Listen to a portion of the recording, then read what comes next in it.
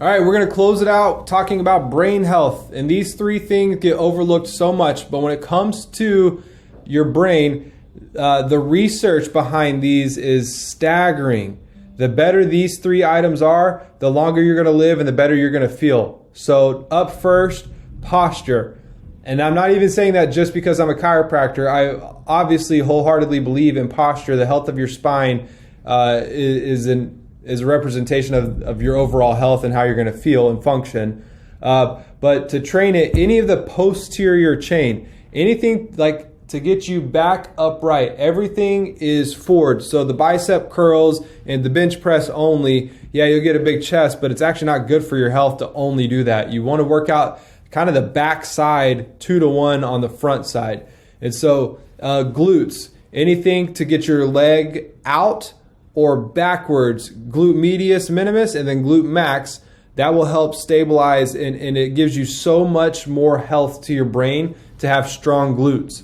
So you want to be able to take long strides as you walk, quicker strides as you walk, really open up, and that's excellent for brain health. But we can't have good brain health if we have the hunchback and we're all drawn forward, shoulders rotated in like it's so common today. Even myself, I have to actively fight this. I was not raised with good posture, so I'm trying to overcome that now in my 30s. But posterior chain is huge, and just if you don't know what that is, just type in posterior chain exercises, and there's a million of them to choose from.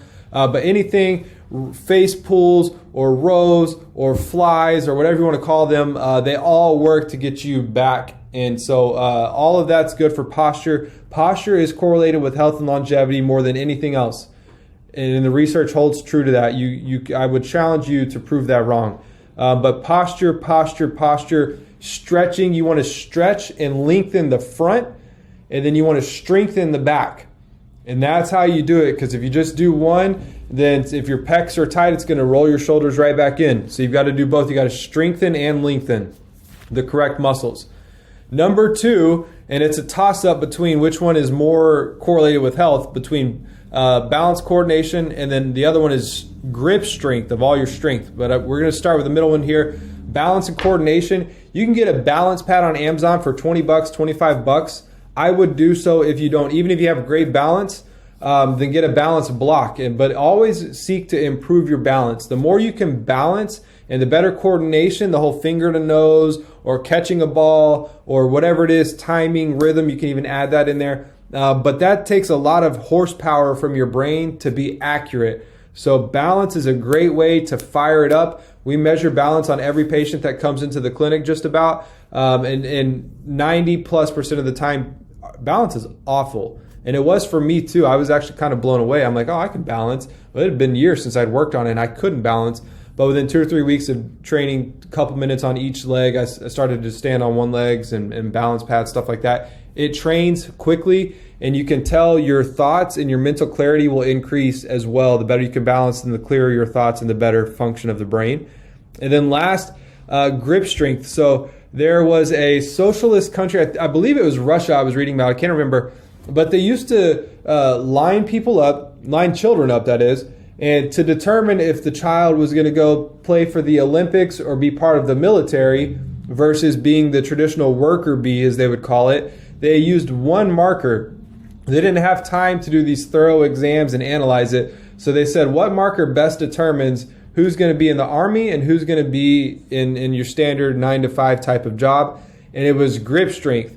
So the harder you can squeeze, the longer you're going to live, and the less sickness, less disease, and the better you're going to feel. So it's going to add life to your years and years to your life both.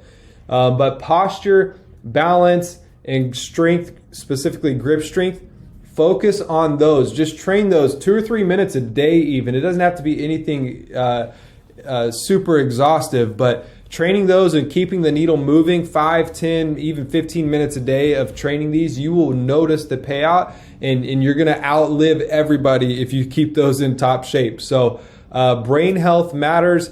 Your GI tract and your brain, they are imperative to losing weight, to getting rid of disease, and to overcoming whatever obstacles and challenges you have with your health. So we got to focus on those too. All right, see you at the next one.